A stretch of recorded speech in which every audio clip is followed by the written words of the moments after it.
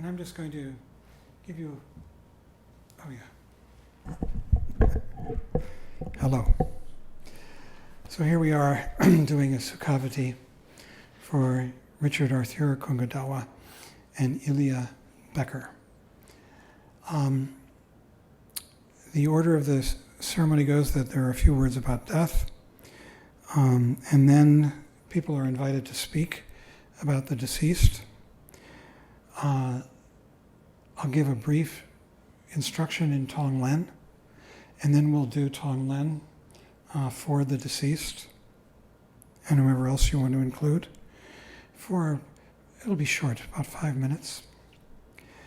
And then we'll do a liturgy, which you've got in the chat.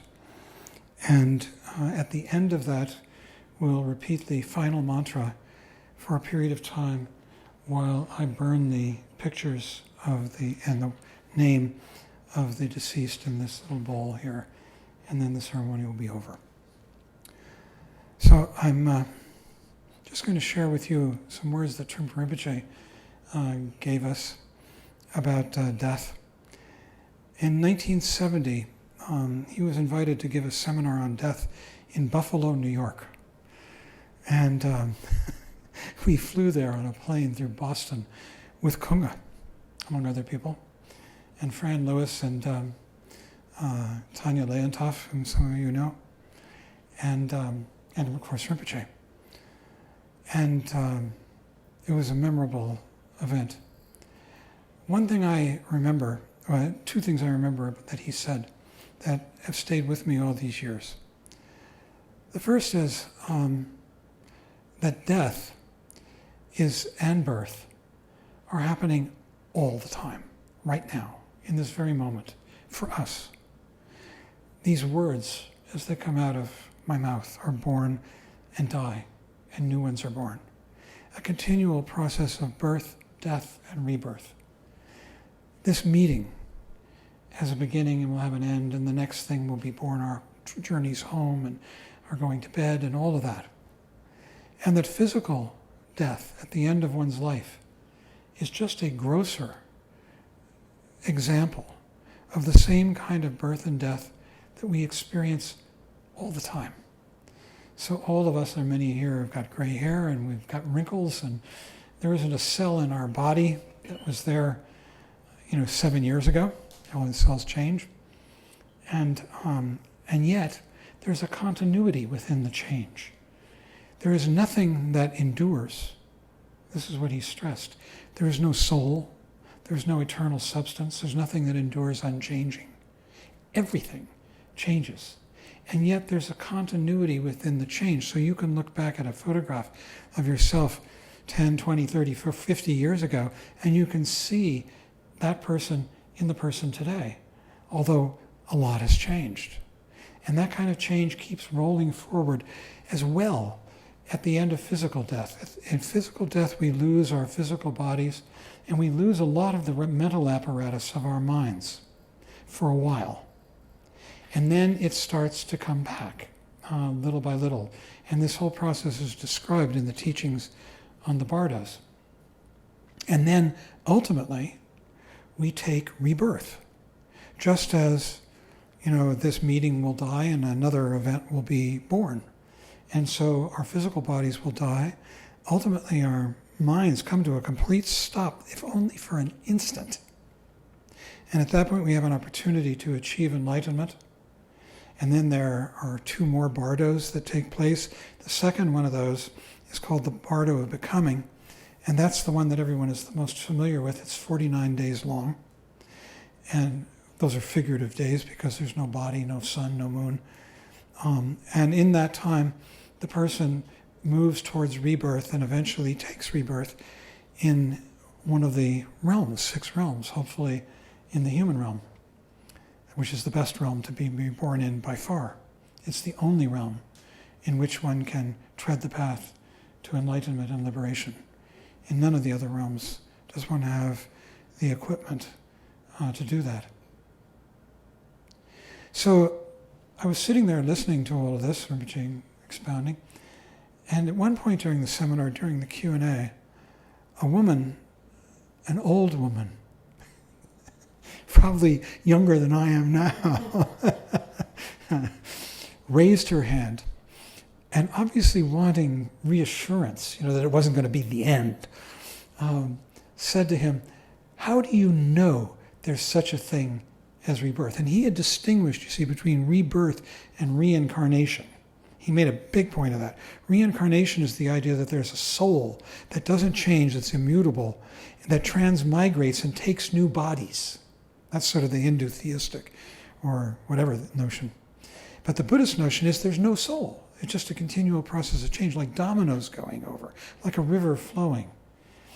And so she said, "How do you know there's such a thing as rebirth?" And of course, what I could hear, she wanted reassurance that it wasn't going to be the end, that there'd be another life. And here's the answer he gave to her. It just stayed with me these, almost 50 years now. How do you know there's such a thing as rebirth? Because it's always now. It's always now. And that, you see, that's a core teaching in all the teachings on death and rebirth. There's some wonderful books. I don't recommend the Book of the Dead if you want to study this. Any of you haven't. The Book of the Dead's a hard way into it. It's really a manual for the dying to be read to them by the living. There are easier ways to read Ponlop Rinpoche's wonderful book, that man there, Mind Beyond Death, or to read Francesca Fremantle's terrific book. She was a student of Trungpa Rinpoche, Luminous Emptiness. And if you can handle Chögyam Rinpoche, his book is really terrific. You just have to be able to swallow him along with it. And that's the book of Tibetan Book of Living and Dying. Wonderful. Probably the most popular Dharma book that was ever written. So, because it's always now. Amazing teaching.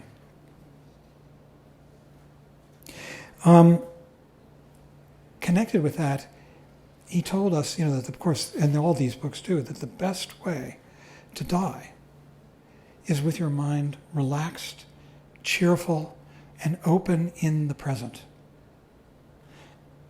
That's it. And our job is for the living, and our job for Richard and for Ilya, is to send them off with good cheer and confidence. And this is the job we always have when somebody dies. And, if your parent is dying, you sit with them, and even if they're not conscious, you send them messages. You're dying, you tell them, because people get confused and don't know they've died. That's a big problem. And you're dying, and everything's great. You're going on a journey, it's an adventure, we love you, but we're all fine. We send you up, no crying. If people are in tears, you don't let them come into the room with the dying person or the person who has died for 3 days after, because the spirit of the dead person hangs around. This is traditional. It's not a law or a rule, but often it hangs around for about 3 to 4 days. And so we sit with the body for 3 to 4 days, doing Tonglen, which we're going to do, and sending them good vibes and happiness and confidence. And I just tell you another funny story. A friend of mine, Michael Cohn. How many people know Michael here? Yeah. Well, his father was dying way back, a few decades ago, in Chicago. And Michael was in Boulder, and he went to Trungpa Rinpoche. And he said, he was going home to say goodbye to his father. And could Rinpoche suggest something he might say to his father, who was dying? Rinpoche told him, "You could tell him to cheer up." And we laugh, but that is really a beautiful, profound teaching, I think. It has been for me all these years. And of course, he famously, he looked out at his students one day and said, "You'll all be dropping like flies." And boy, is it happening, isn't it? I mean, for a lot of us old dogs, we just know so many people who are dying. So those are my remarks about the profundity of death. So let's see where we go from here. My notes say we can provide a ground of compassion and hospitality to let the person go. And it can be a tremendous shock. I suspect for Kunga, it wasn't. I mean, he knew he was dying. I saw him, by the way, in Boulder, spent an afternoon about 3 weeks ago with him. And he had told me he'd had 2 heart attacks and he expected to die soon. And he was so full of vitality and cheer, that big grin of his, that I just couldn't quite take it seriously that he was going to die soon, and then he does.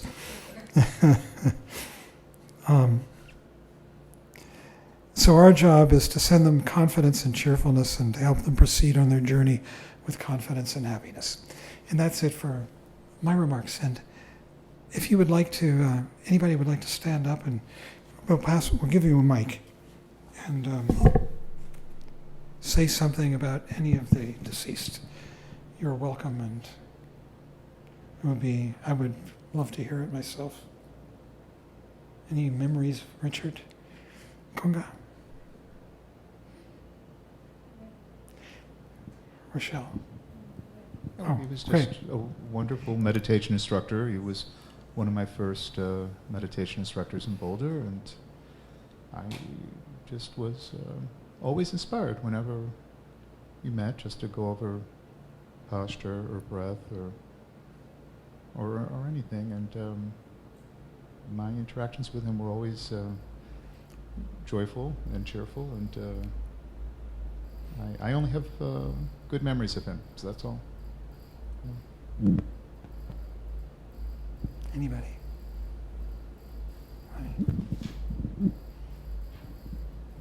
Just, I met him in Paris when I was showing an apartment that he was going to live at for the program he was leading, which I don't remember which program it was. What's your name? I'm sorry. Little louder? Huh? So I was showing him an apartment in Paris because he was coming to visit. And I heard about him, but I didn't know him. And I was impressed with his way to make a connection in a very short time that was quite memorable. And that was more about the daily life that I remember him than the program, because he was so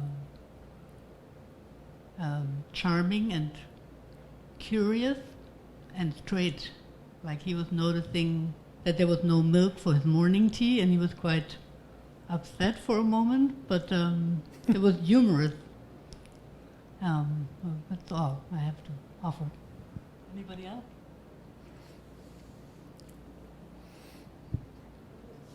Yes, Michelle.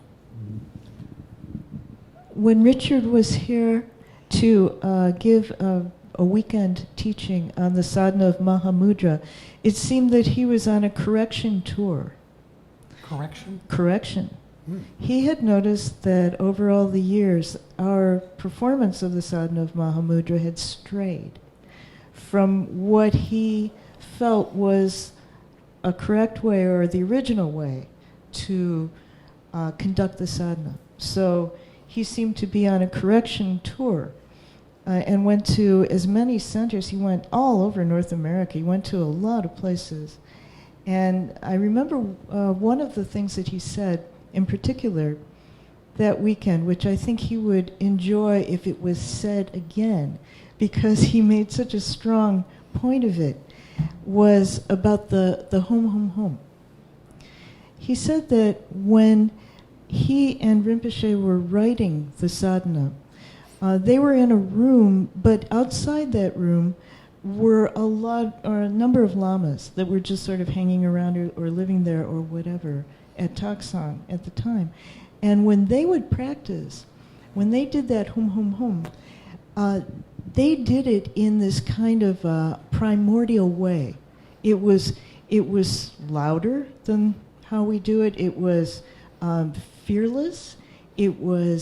And it made this kind of a rumble like thunder. It was this extremely powerful kind of, it changed the atmosphere of the place. it sounded almost inhuman, the way they did it.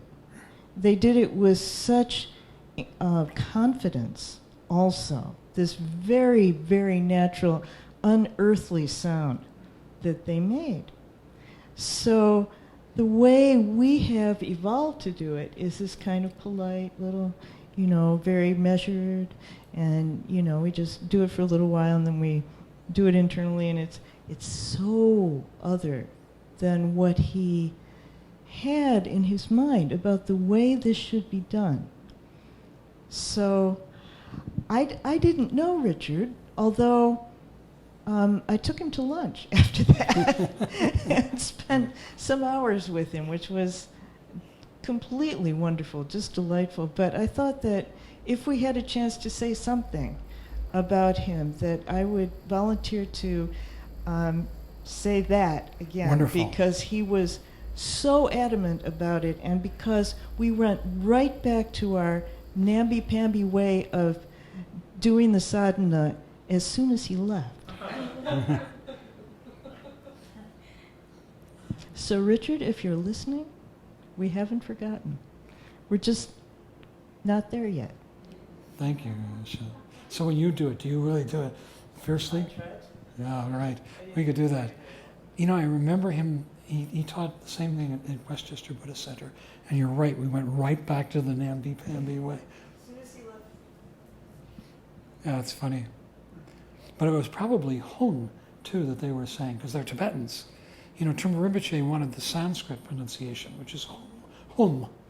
But the Tibetans all say Hung, like H-U-N-G, so who knows? Anybody else?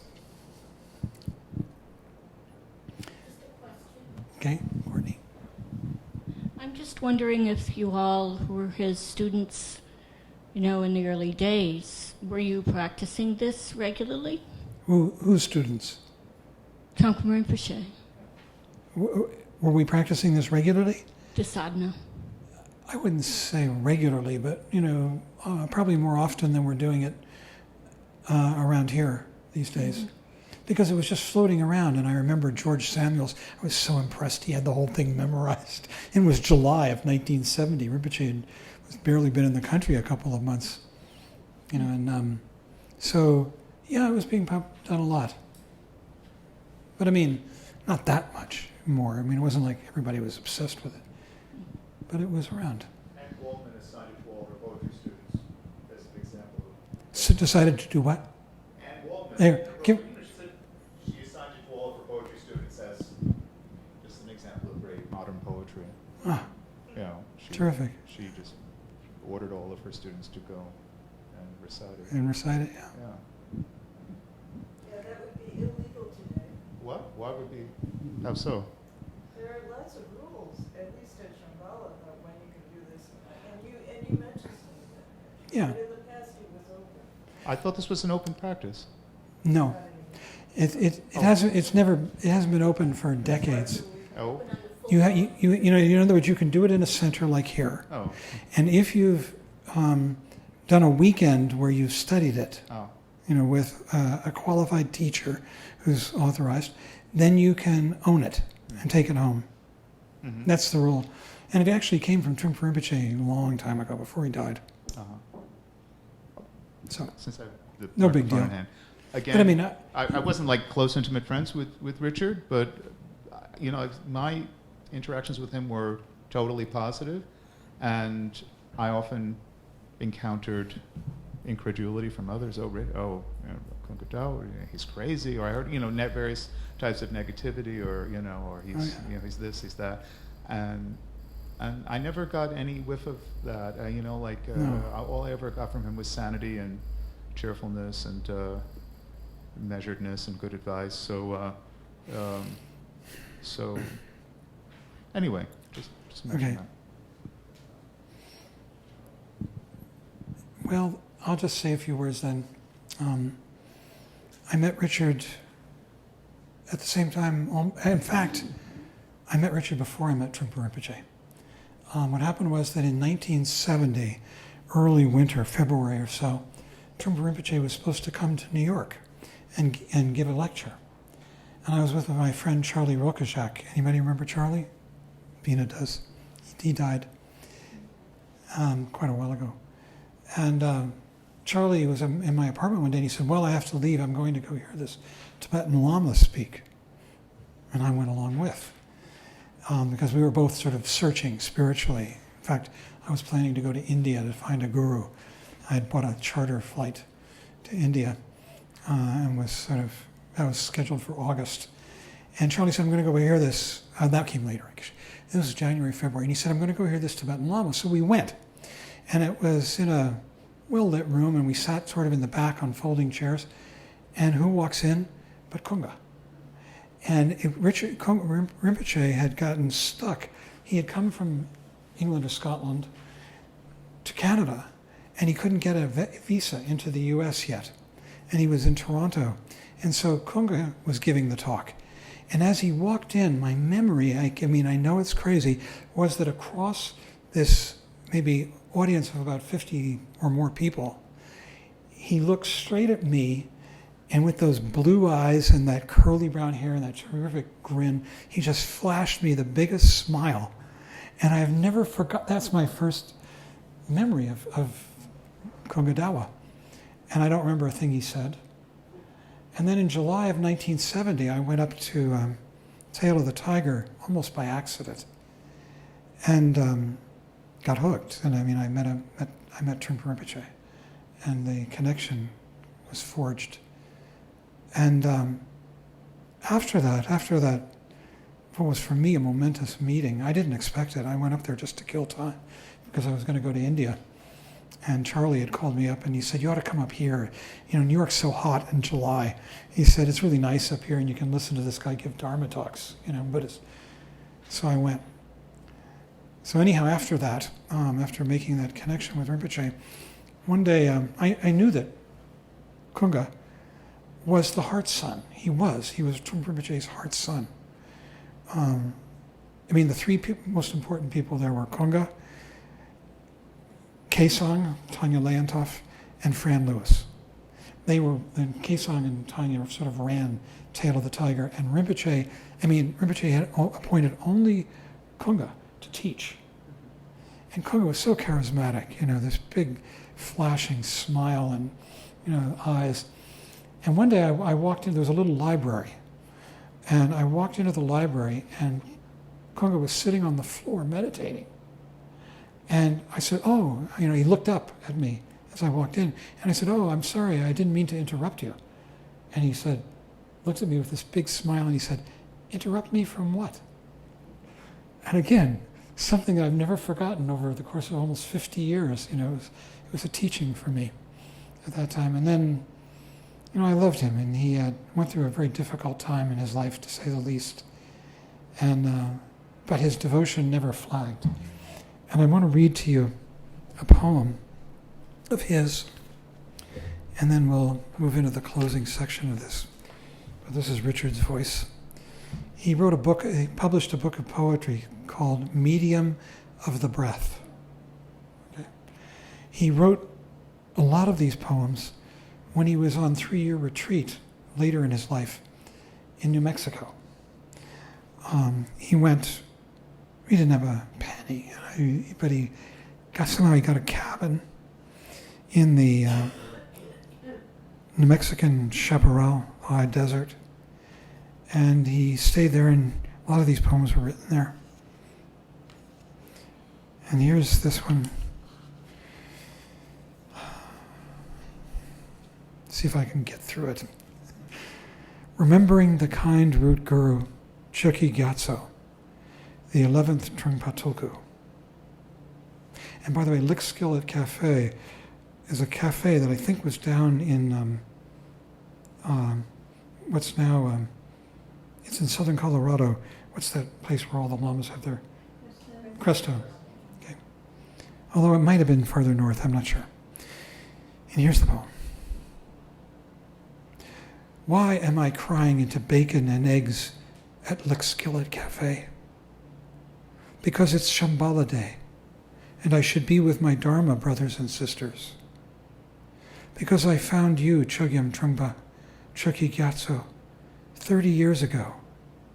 And when I went to meet you at Bidulf, you knew I was coming, though I had told no one where I was going. Because you saw right through me and punched me on the nose to wake me up when I needed it. Because you named me Kunga Dawa, all joyful moon, and I never suffered from depression again.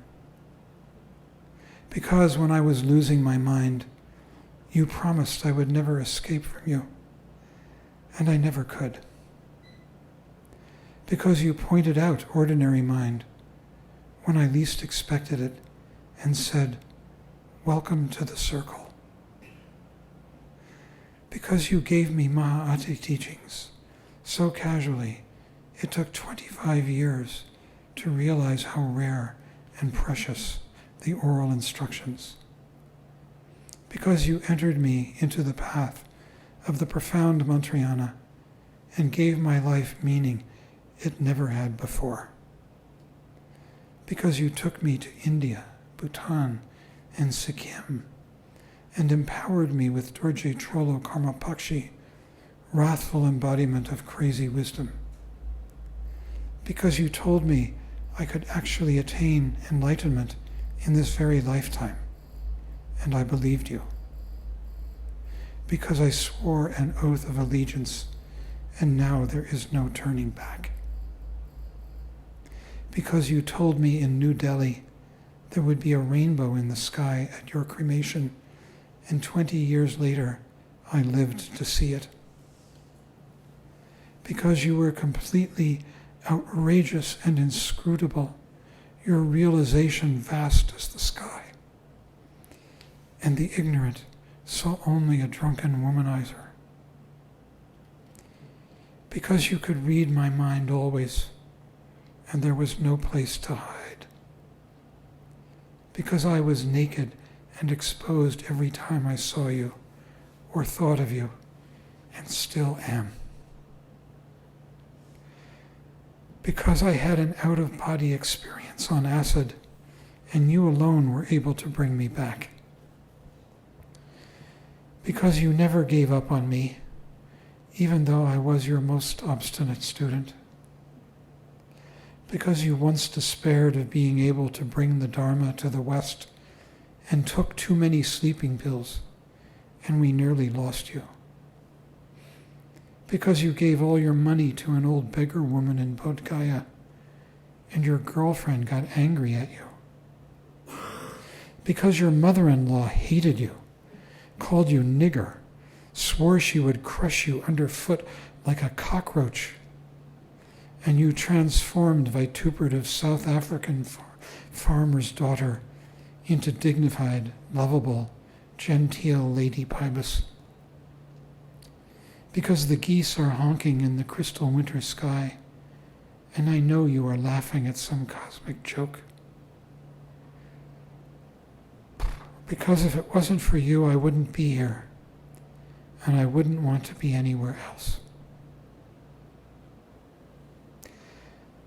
I supplicate space, Chögyam, inseparable space and awareness, Chögyam, bliss and emptiness, Chögyam, Lord of the realm of non-thought, Chögyam. Please look on your heart, Son, with compassion, Chögyam. Grant your blessing so that I may always remember you with devotion. Grant your blessing so that I will practice the Dharma with unwavering diligence. Grant your blessing so that the seeds you planted may ripen and blossom into realization. Chögyam, Chögyam, ocean of Dharma, I'm drowning. I'm drowning. I can taste the salt of you right now, trickling down cheek, flavoring eggs at Lickskillet Cafe. And the waitress is looking at me kind of funny. Are you all right? She's asking me. Yes, I'm fine. Everything is fine. Thank you.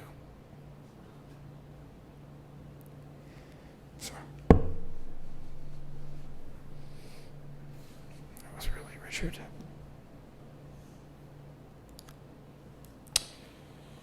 So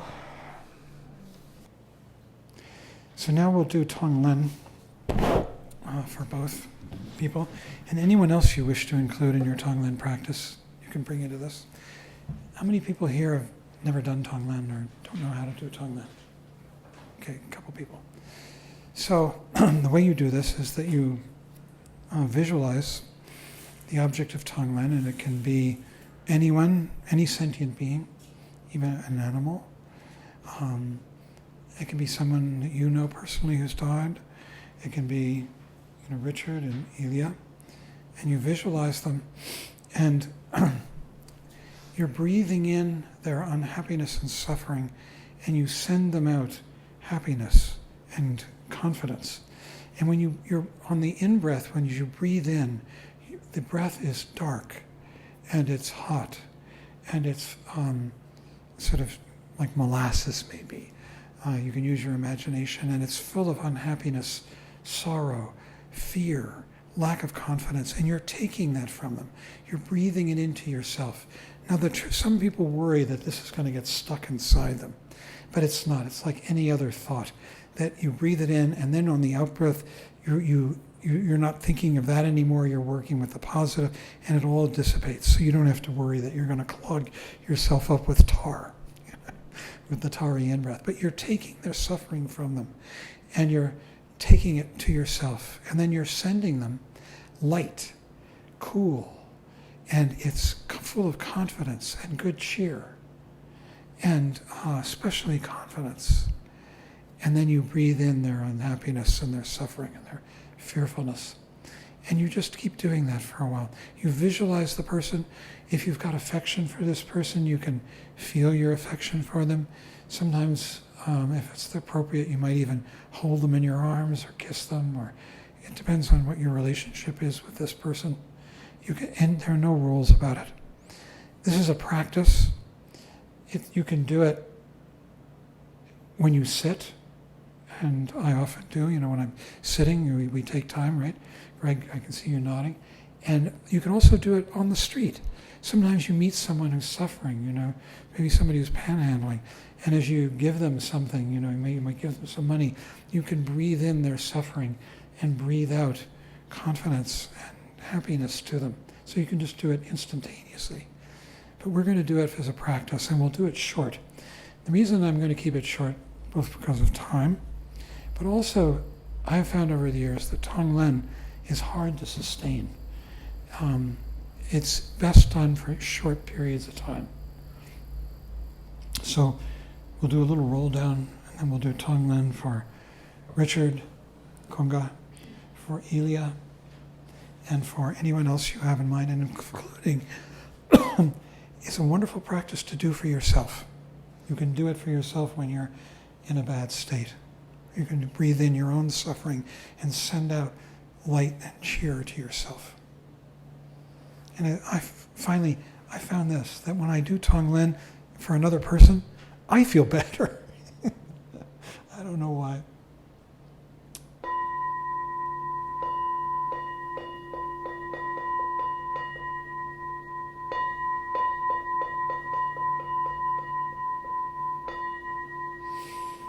Okay, so you start out by imagining, maybe with your eyes closed or open, you can do it either way. You're breathing in dark, hot, unhappiness, fearfulness, and you're breathing out light, calm, cheer, cool, confident.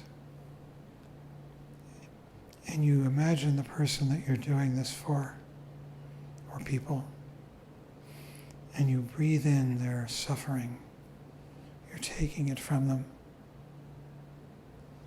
And you breathe out to them. You send them happiness, confidence, good cheer, happiness, pleasure.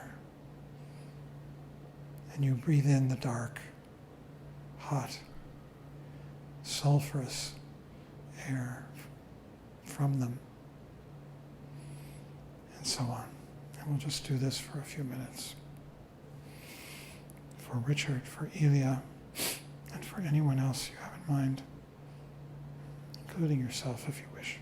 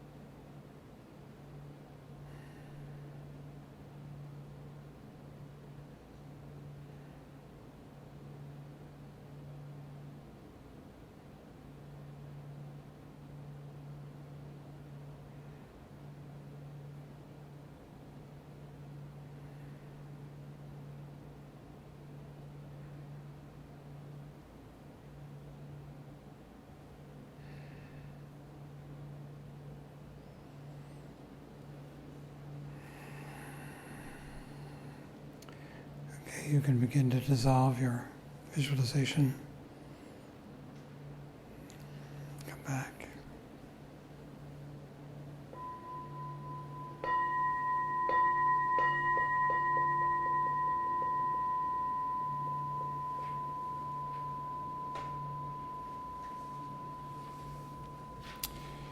And now we'll just do the, oops.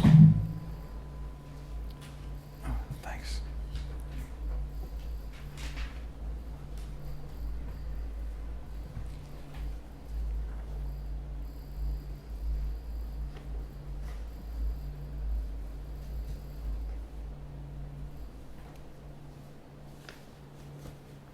Closing chant. This is the Sukhavati chant. And a little bit of instruction. Could somebody hand me that picture? And I'm sorry, I'm gonna burn it. And also the one with Ilya's name on it, the sheet of paper. Thank you. Thank you very much. That's good. What?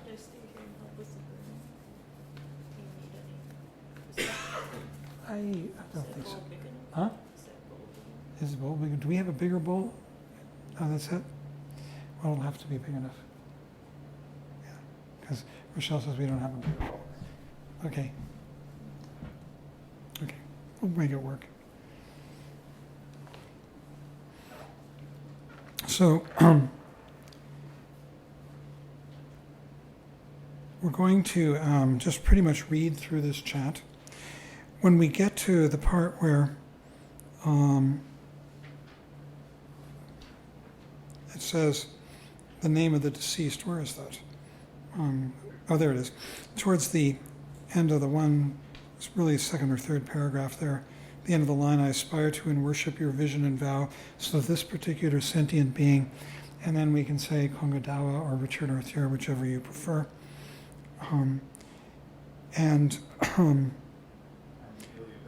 And Ilya Becker, thank you. I'm sorry, I'm so focused on... Huh? We say both their names. Richard Arthure and Kunga Dawa, or Ilya Becker. And then we are going to chant Namom Ita Abhaya Hri, Nam Amitabhaya Hri, while these two pieces of paper burn. These are the pictures and the name of the two deceased. I'll just say a word about what this chant is. This is called the Sukhavati chant. Sukhavati is the name of the pure land. It makes sort of like a heaven that is particular to Amitabha, the Buddha of compassion and love, and also connected with Avalokiteshvara, who's the Bodhisattva of compassion. And what we're asking for is that these two individuals, Ilya and Kunga, be reborn in Sukhavati. And what that really means is that they are reborn in a state of mind that is conducive to the Dharma, to treading the path. That's what the Sukhavati is. That's why it's a pure land. It's a place where it's very much more conducive to practicing the Dharma and to achieving enlightenment. And so it's kind of, this world could be Sukhavati if you have the right state of mind, but we want them to be reborn in that state of mind in Sukhavati. And that's what we're asking for.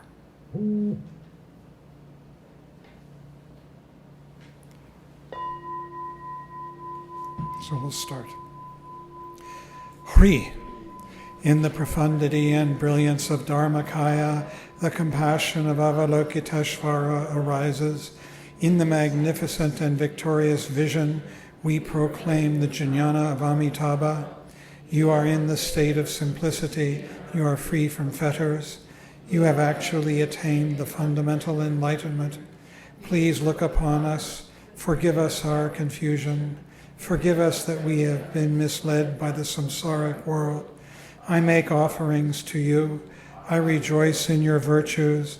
I request you to remain in our world and continue to turn the wheel of Dharma. Namo Amitabhaya.